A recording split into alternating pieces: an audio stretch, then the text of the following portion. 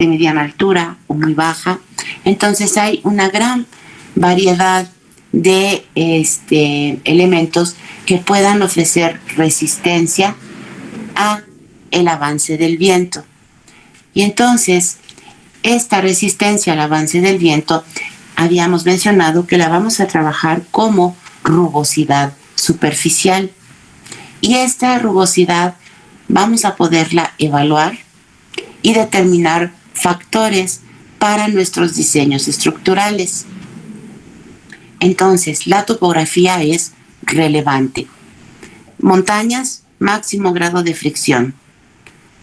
Si hay combinación de varias montañas que están unidas entre sí, entonces podemos observar valles, pues se van a generar cambios importantes en la dirección y la velocidad de los vientos, ya que la corriente puede ser canalizada por la configuración de ese intercalado de montañas y valles, ¿sí? Y por supuesto nuestra vegetación, que va a tener efectos similares, pero obviamente a menor escala. ¿De acuerdo? Podríamos pensar en colinas de poca pendiente, pues incide el viento y continúa con su trayectoria.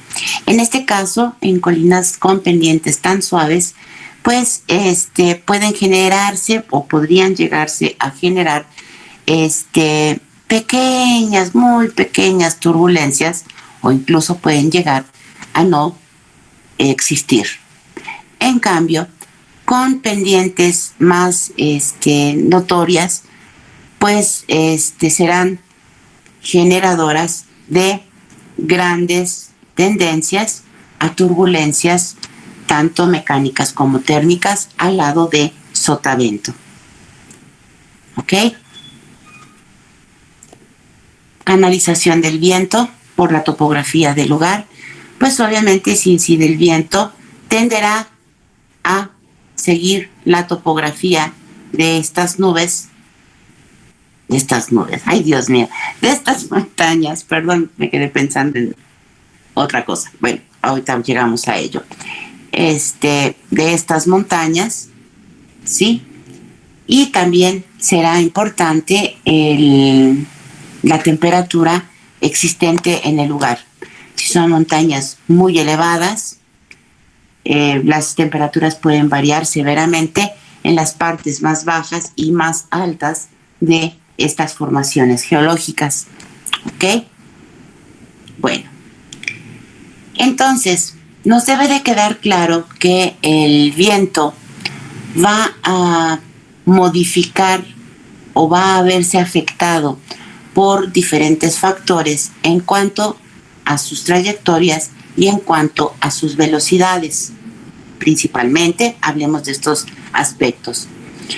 Entonces, pensemos, si tengo solo un arbolito, pasto, aquí, bueno, tengo unas pocas construcciones de baja y mediana altura. Aquí no hay nada, hay agua de mar, qué sé yo, la que sea. Luego avanzo montañas, luego avanzo edificios, pero con una densidad de construcción muy grande. Ok, ¿qué va a pasar con el viento? Bueno, acá va a haber cierta rugosidad en contacto con la superficie de los océanos.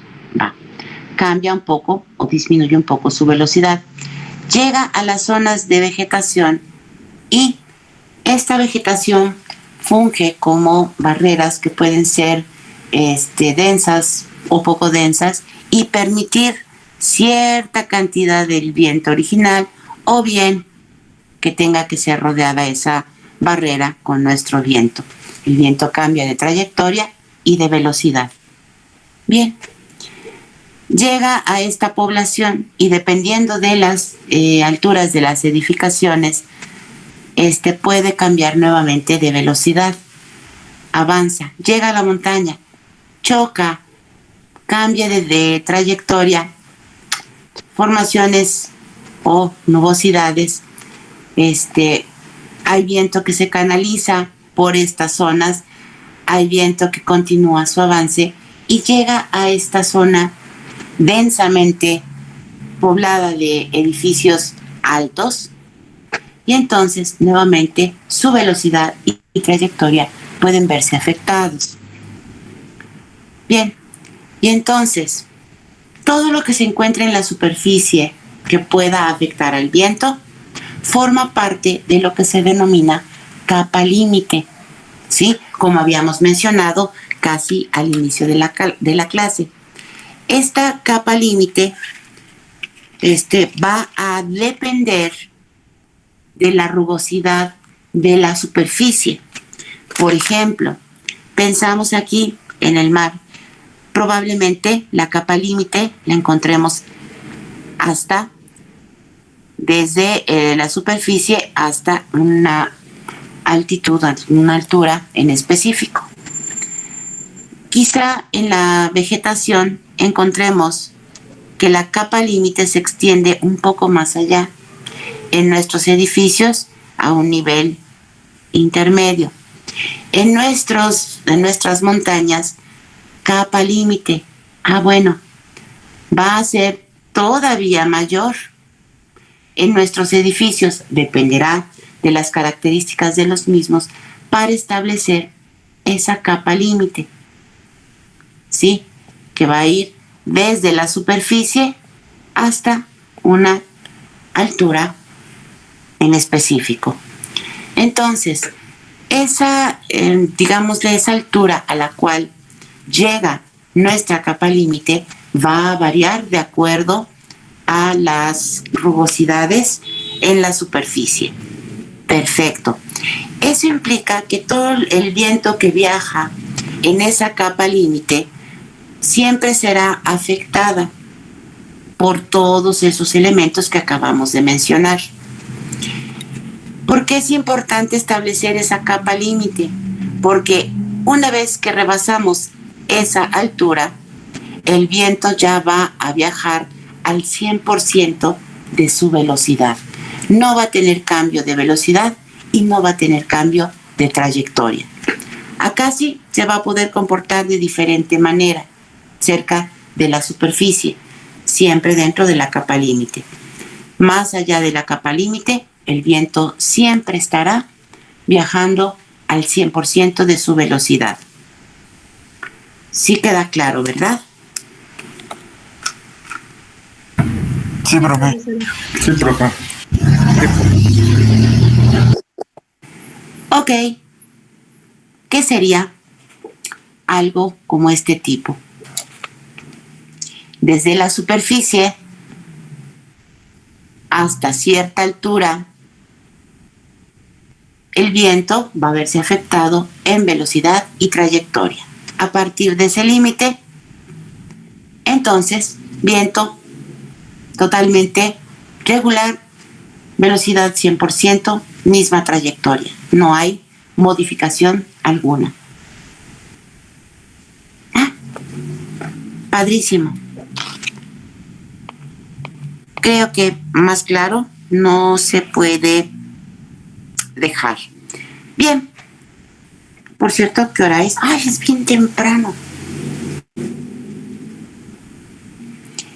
Entonces, para poder comprender de mejor forma todo el tema de nuestros vientos, pues aparte de estos vientos planetarios como ya los conocimos y todas las características y todo lo demás que hemos mencionado hasta este momento, vamos a ver que existen los denominados, por ejemplo, vientos convectivos.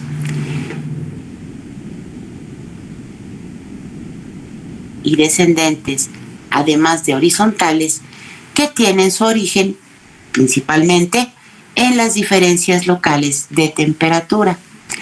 Y vamos a poder identificar otra clasificación o bien otras clasificaciones de los vientos, como por ejemplo que son las brisas de tierra y mar, vientos de ladera, de valle, de planicie, remolinos, vientos urbanos, cada uno con sus propias características, ¿sí?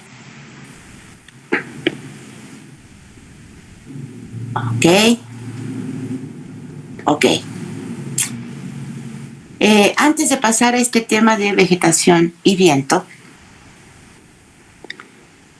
pues me gustaría que me dijeran de estos vientos que acabo de mencionar, por ejemplo, brisas, por ejemplo, vientos de ladera, de valle, no sé, todos aquellos que mencioné, ¿cuáles conocen y cuáles no? Los escucho.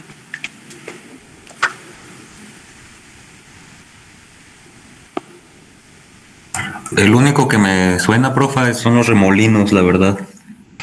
También, profesora, remolinos. A mí yo creo que el de las brisas. Brisa. Igual las brisas. Brisas. ¿En dónde se generan estas brisas? Normalmente en los puertos. Correcto.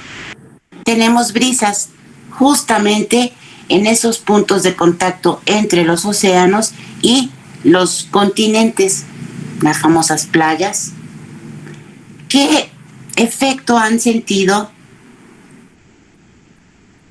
¿Qué diferencia, si es que alguien ha sido tan observador, qué diferencia pudieran haber observado entre el día y la noche? ¿Es la misma brisa? ¿Es diferente? ¿Tiene la misma trayectoria o es diferente? ¿Alguien lo observó?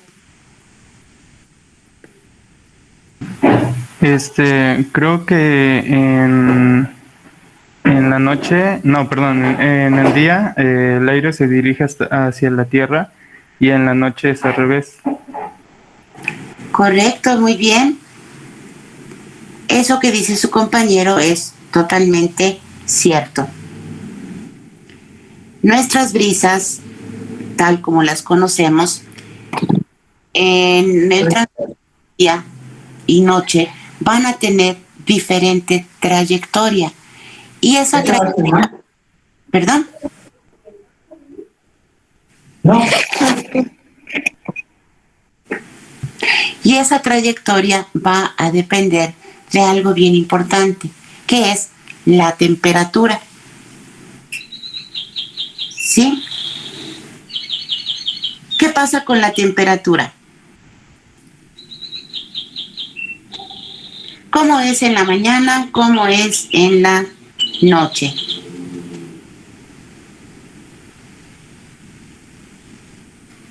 Es más fría, ¿no? Que durante el día. Ok, a ver, vamos a hacer un esquema. Nuevamente, comparto pantalla. Gracias por tu participación. Ahorita me recuerdas que te anote, porfi. Bueno, regresemos acá. Genial.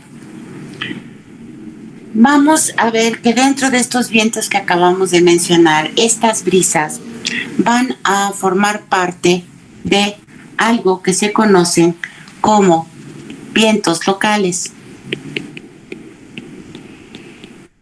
Ay, rayos. Siempre latino a lo mismo. Ay, rayos. Algo no va bien. Bueno, escribamos más abajo. Ahora ni borra.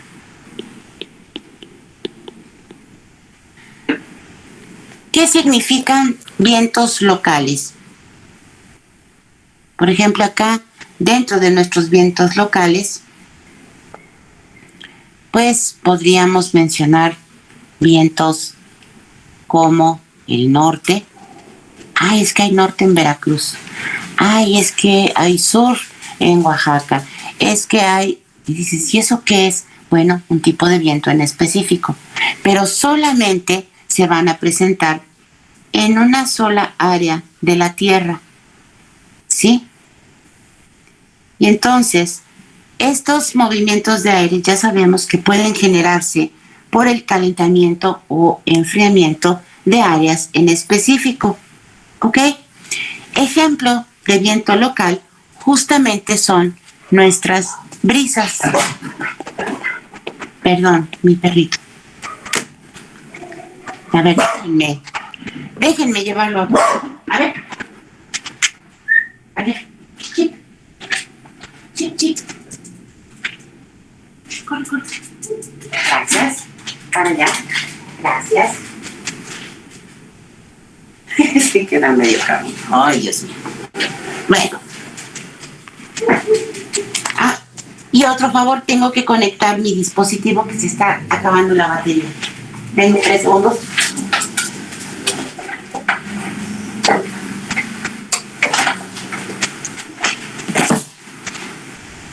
A ver, vamos a ver.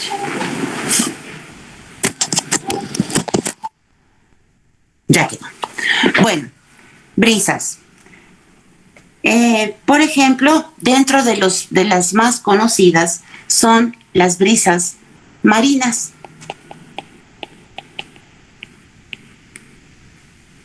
Sin embargo, también hay otras brisas que se les conoce como brisas de valle. ¿Sí? Entonces, brisas marinas. Obviamente que van a ser resultado de la capacidad de calentamiento que tiene el mar y que tiene la tierra. Cada elemento tiene un diferente tiempo de calentamiento. ¿Qué se calienta más rápido, la tierra o el mar? El mar. La tierra. La tierra. La tierra. La tierra. ¿Sí? Correcto. La tierra se calienta más rápidamente. Y entonces, todo el viento que desciende, que está frío, vamos a dibujar, por ejemplo, pues, ay, medio feo, pero no importa. Mar, tierra,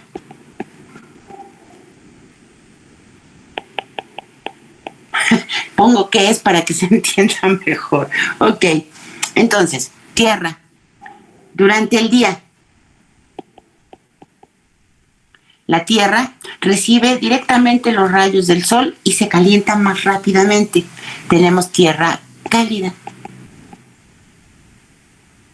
Y la superficie del mar es más fría durante la mañana. Mar, pongámosle frío. Perfecto. Eso implica que el viento que descendió va a ir calentándose y por lo tanto va a ir hacia la tierra cálida. Si nosotros nos paramos en este punto, decimos, ay, qué rico con el calor que hace en esta ciudad. La brisa o el airecito que percibimos viene del mar, nos refresca. Por supuesto, es más frío. Por aquí toca la tierra, empieza a calentarse y asciende, se enfría y genera ese ciclo constantemente durante el día, ¿sí? Tenemos aire elevándose, aire descendiendo o hundiéndose, como dirían. Perfecto. Por eso es tan refrescante esa brisa marina. Pero ¿qué pasa en la noche?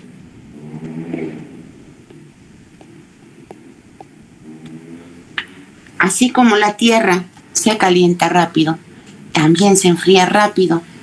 Por la noche, la tierra es fría y el mar, ya que alcanzó a una temperatura deliciosa, cálido, pues empieza a bajar la temperatura. Va a tardar en enfriarse mucho más tiempo que la tierra. Y entonces, ¿qué va a suceder con nuestro aire? De noche cambia la trayectoria, desciende,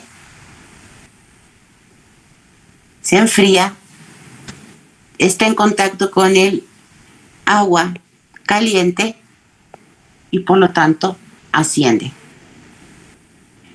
Y muchas veces estamos parados acá en la noche y dices, ay, qué lindo, y sentimos frío. Ya no sentimos rico ese airecito, como le solemos decir, sino nos da frío.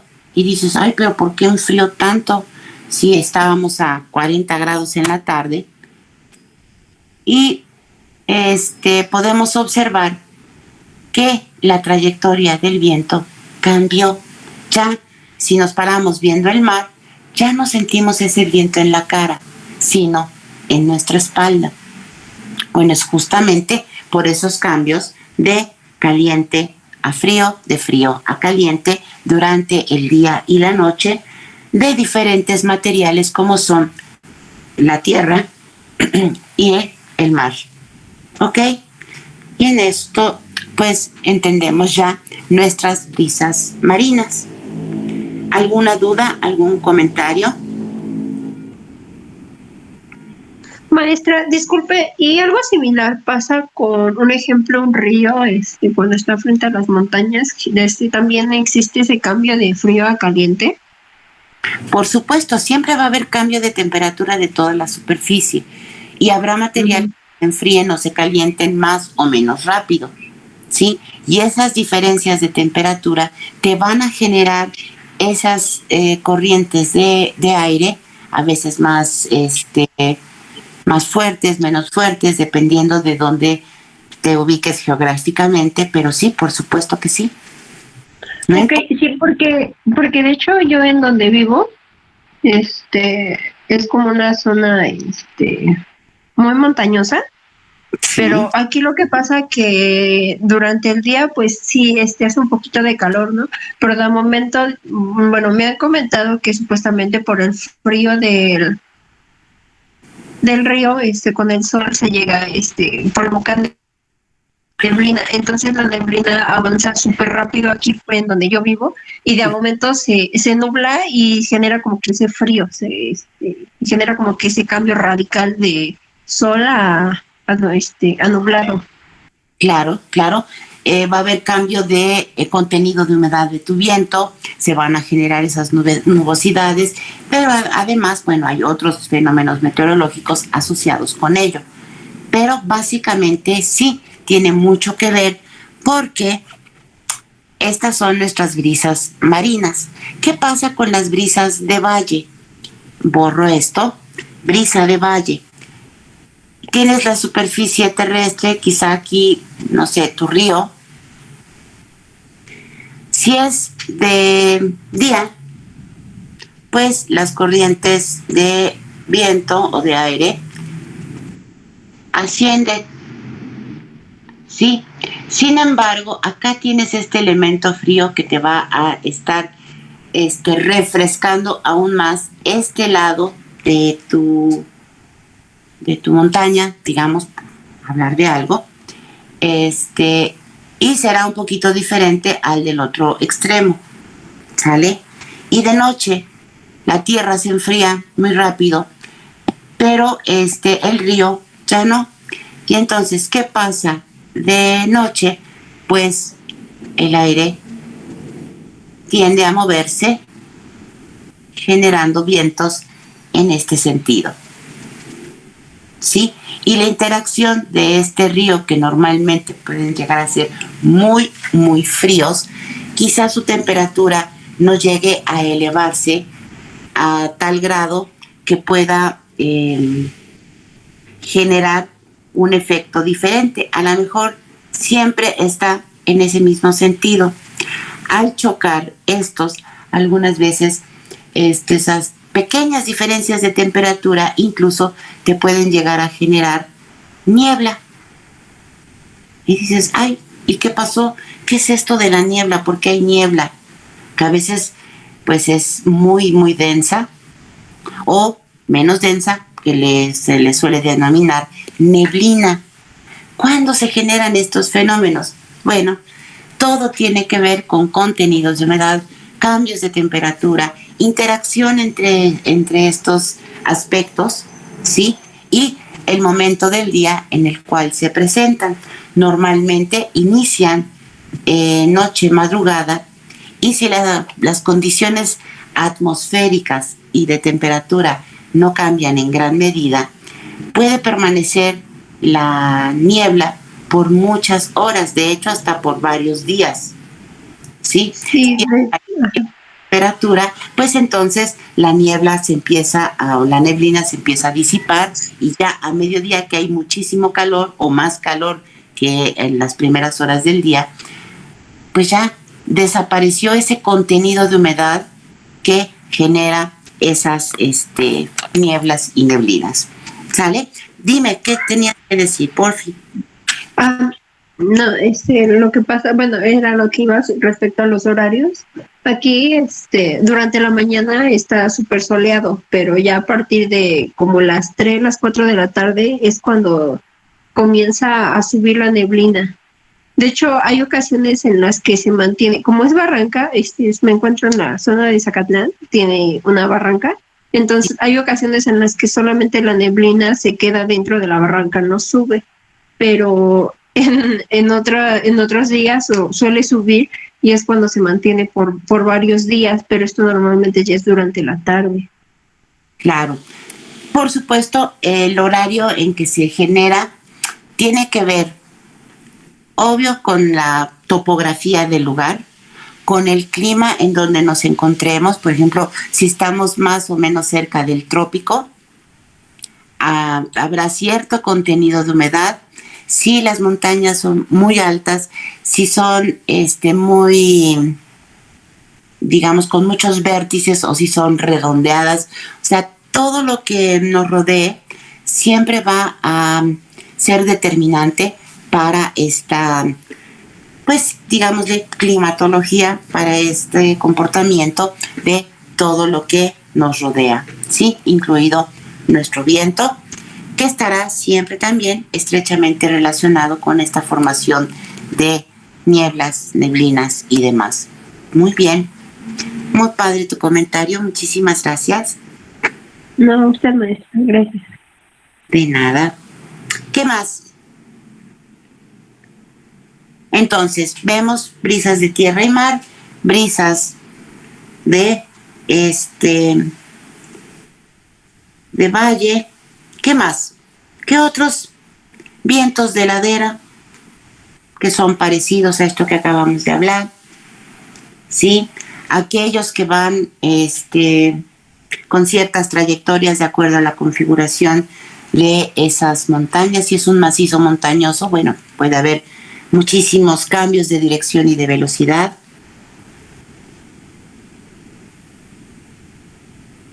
¿Qué más? A ver, alguien o varios dijeron que ya saben algunas cosas respecto a los remolinos.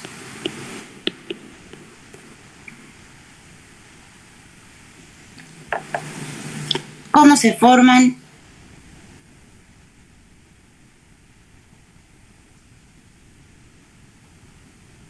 Ya vimos unas razones por las cuales se forman los remolinos o turbulencias, pero hablemos de los remolinos que no están asociados a esas barreras. Porfa, ¿qué me cuentan? ¿Qué me dicen? Si mal no tengo entendido, por la... Ay. compañero, adelante. Gracias. Pues según yo, se forman por el choque de dos corrientes contrarias, ¿no? Sí. Sí, bueno, eso es lo que yo sabía. Bien, dos contrarias, pero hay una condición más. Las temperaturas, profe. Correcto. Diferentes. Exactamente. Estos remolinos siempre se van a formar cuando el aire caliente cerca de la superficie del suelo se tope rápidamente con aire frío, y entonces va a tender algunas veces a ascender a través de un tipo de canal, de un hueco, de un, como le llaman algunos meteorólogos, bolsillos, ¿sí? Viento caliente encuentra viento frío. Como el viento frío es más denso, pues el caliente no puede continuar en su avance y a veces se queda atrapado, generando este ascenso. ¿Ok? Y algunas veces ese aire caliente asciende rápidamente, más o menos tratando de seguir un patrón casi vertical o con un grado de inclinación mínimo. Y luego,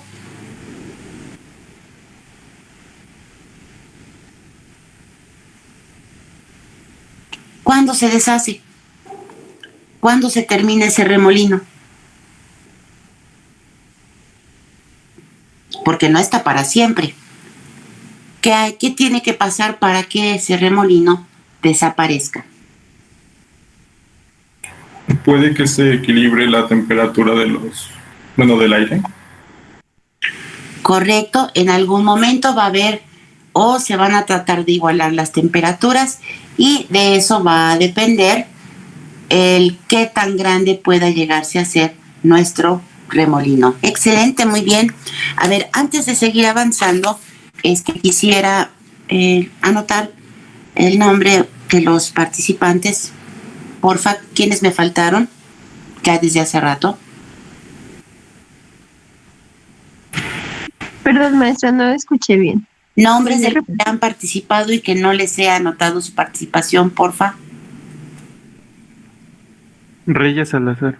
Gracias. ¿Quién más? Sánchez Huerta. Ok. ¿Quién más? Melo Jiménez. Gracias. ¿Quién más? Torres Turbán. Gracias. Aquí estás. Uh-huh. ¿Quién más? Camaño Bravo, profe. No entendí tu primer apellido, perdón.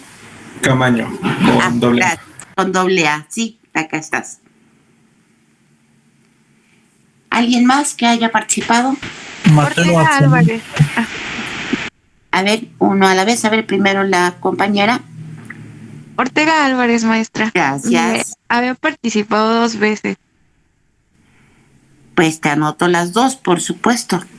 ¿Y luego? Mateo Absalón. Gracias.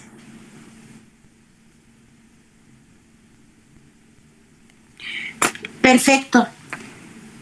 Entonces, hasta cierto punto, las temperaturas van a ser determinantes para conservar ese momento angular que se formó en la combinación de los vientos a diferentes temperaturas, generando nuestros famosos remolinos, ¿sí? Estos remolinos que exclusivamente pueden ser viento, normalmente, si es un poquito grande su momento angular, pudiera arrastrar algunas partículas de sólidos o bien objetos de poco peso. ¿Sí? Hablemos de algo como diferente, vientos urbanos.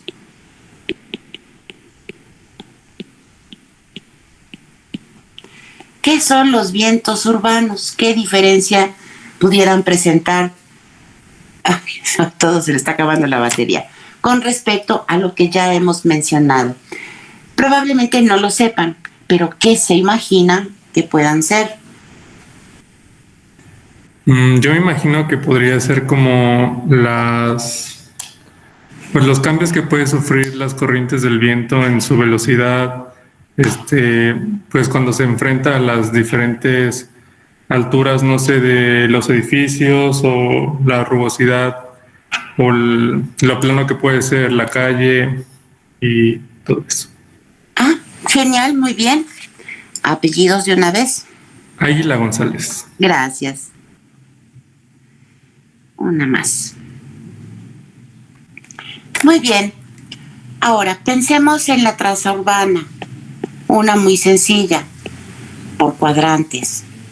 Quiere decir que cada línea es una calle. ¿Sí? Si el viento incide viene todo nuestro viento, padrísimo. Pero acá hay edificios, puesto que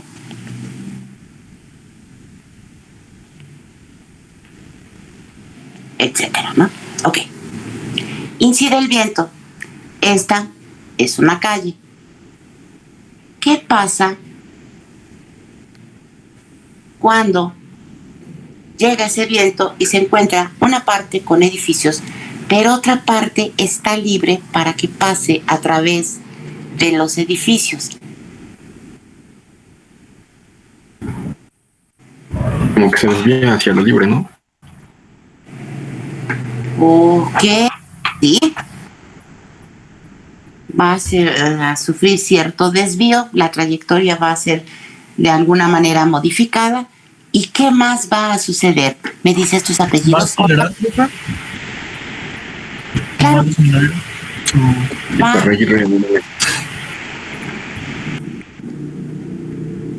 Nive, y luego, ahorita, ¿quién dijo que va a acelerar? Mateo Absalón, profe. Gracias. Ok, bueno, justamente parte del viento, aquel que incide en los edificios, va a disminuir su velocidad. Y al viento que le corresponde seguir su trayectoria por esta zona de la calle, va a pasar algo bien peculiar. Parte de este viene acá, parte de este viene acá. Y por lo tanto, en las calles hay un incremento de velocidad. Este incremento de velocidad es fácil de entender si recordamos el efecto Venturi. ¿Alguien se acuerda del efecto Venturi?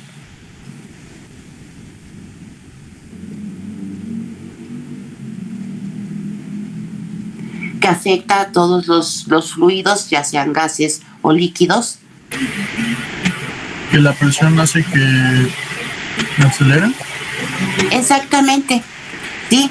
Por ejemplo, acuérdense, seguramente algunos de ustedes han utilizado, no sé, una manguera para regar el jardín, listo. Pero a veces la presión del agua no es la suficiente y necesaria para alcanzar a todo el jardín. Y práctica común es de el diámetro de nuestra manguera, lo vamos a reducir. Ponemos nuestro dedito en alguna parte, abajo, arriba, según hacia donde necesitamos el flujo. Ponemos nuestro dedito obstruyendo parte de ese diámetro. Y entonces el agua que sale con mayor velocidad, mayor presión, ¿sí? Eso mismo que nosotros provocamos en ese objeto va a sucederle al viento.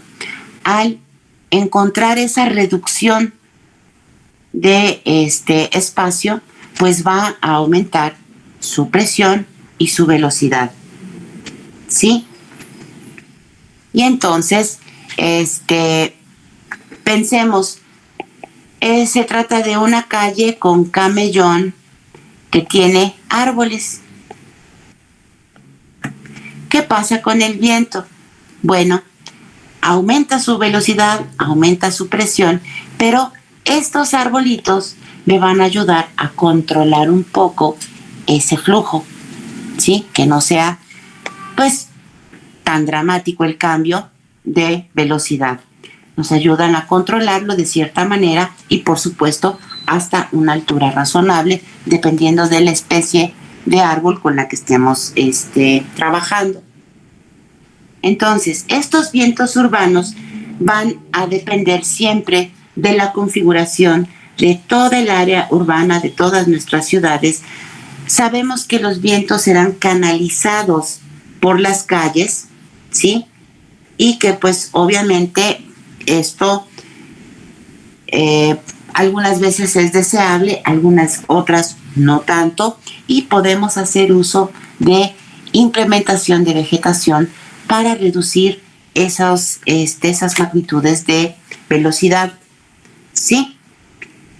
Y tú dices, bueno, es que está mal trazado. Nuestra ciudad tendría que estar así respecto a la incidencia del viento. Sí, pero no podemos cambiar toda la ciudad.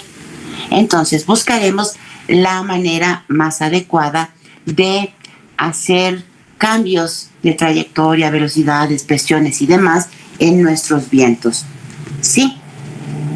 Entonces, cuando tú dices, bueno, yo no puedo modificar la ciudad, pero resulta que voy a hacer un fraccionamiento en este super mega terreno que compré y voy a hacer una serie de manzanas y todo lo necesario para que funcione eficientemente. Bueno, a la hora de realizarlo, tengo que tomar en consideración los vientos dominantes. Los vientos dominantes son esencialmente en dos direcciones, dependiendo de la época del año, pueden cambiar y normalmente van a ser perpendiculares, por decir, quizá primavera, verano, estos son mis vientos dominantes, que son los más severos, pero otoño, invierno, mis vientos dominantes serán así. Bueno, en función de ellos, diseño todo mi fraccionamiento para aprovechar, ventilar correctamente y que los vientos fríos de otoño-invierno sean canalizados, obstaculizados o lo que quiera que ustedes quieran hacer, ¿sí? Eficientemente. Por eso es tan importante para todo proyecto que siempre les dicen, a ver, rápido, vientos dominantes, ya los establecen y ponen la orientación de su edificio. Bueno, es también importante para un perfecto diseño. Pensemos un poquito en la arquitectura bioclimática. Perfecto. Buena ventilación, buen aislamiento térmico en el momento en que sea necesario. Entonces, esos vientos dominantes, nosotros para nuestros diseños de edificios que resistan adecuadamente el embate del viento, pues vamos a tomar siempre esos vientos dominantes. Será importantísimo porque forman parte de los vientos urbanos que pueden llegarse a incrementar o a exacerbar de acuerdo a las características que rodean a nuestra construcción, si es una simple casa o es un mega edificio o si es un fraccionamiento. Bueno, siempre debemos tener presentes estos vientos urbanos. ¿Sí? Por otro lado, la configuración de nuestros edificios va a ser importante para entender el comportamiento de nuestro edificio o de nuestros edificios. Cuáles se van a comportar bien, cuáles van a tener problemas. Termina e inicia otro, es así, así. No sé, cualquier configuración. Dices, incide el viento, ¿qué va a suceder? Parte de él viene, rayos, ya sé que aquí va a haber remolinos o turbulencias. Viento, choca, asciende, turbulencias, más turbulencias, muchas turbulencias, sí, más turbulencias. Ok, ¿me conviene o no me conviene generar este perfil con todas mis construcciones? Pues claro que no. ¿Qué es lo más adecuado? ¿Cómo lo puedo solucionar? Bueno, es por ello tan importante el tema de nuestros vientos urbanos. ¿Ok? ¿Qué más?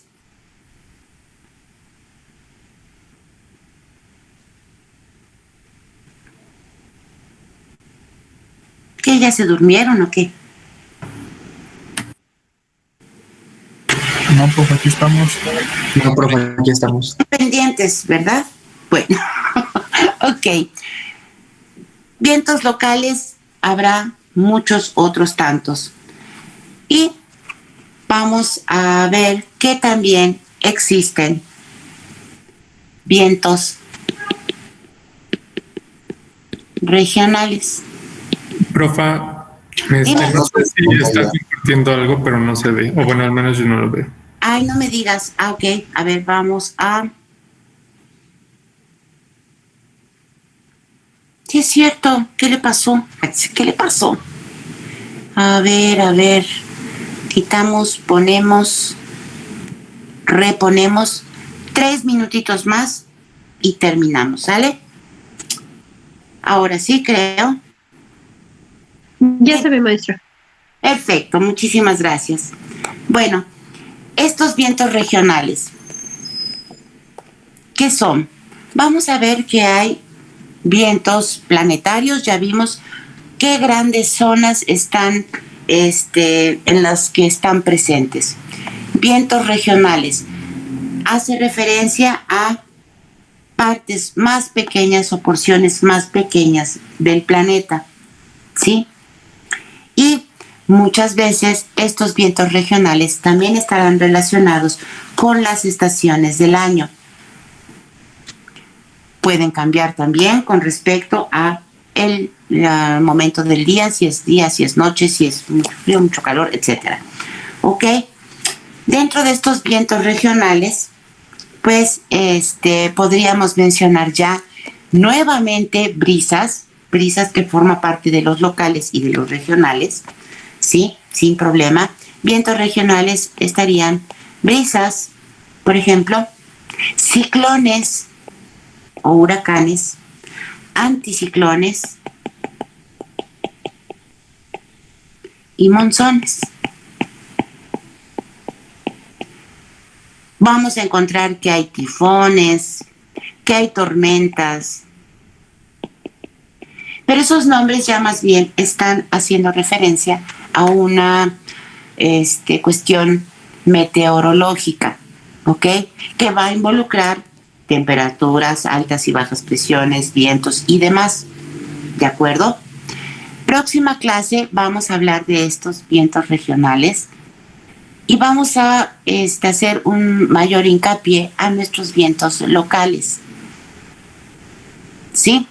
Por ejemplo, los que habíamos mencionado, norte, que se genera en Veracruz, sur, etcétera, ¿no? Hay muchos otros más que por el momento no mencionaremos. Y eso no sucede solo en México, sino a nivel mundial. En todos los países hay vientos característicos de cada lugar. Por ejemplo, el famoso siroco. Y dices, ay, sí, re bonito. Sí, es un viento muy suave, muy cálido, muy seco, que incluso puede sofocar. Sí, pero a muchos les parece muy romántico. Ah, genial, a todo dar. En España, por ejemplo, el viento de levante. ¿Qué significa eso? Bueno, es un viento que se genera en un punto en específico, en cierto momento del año, con características propias. Existe también el terral que tiene similitudes con el siroco. Es muy cálido, adormecedor. Dirían, ay, es muy romántico, muy apasionado. Dices, wow, bueno, pues cada quien su interpretación. Pero así como les acabo de mencionar estos pocos tipos de vientos locales, vamos a poder encontrar cientos más en todo el mundo, ¿sí?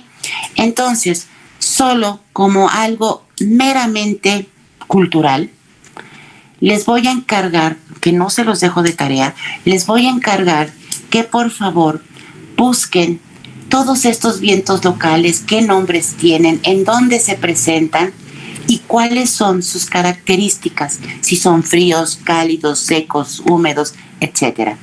¿Sale? ¿Sí queda claro? Sí, maestra. Sí, profe. Ok, bueno, y entonces, próxima clase hablaremos de nuestros vientos regionales más ampliamente, haremos diferencias y similitudes entre todos estos elementos como última parte, ya haciendo referencia a nuestro viento, ¿sí?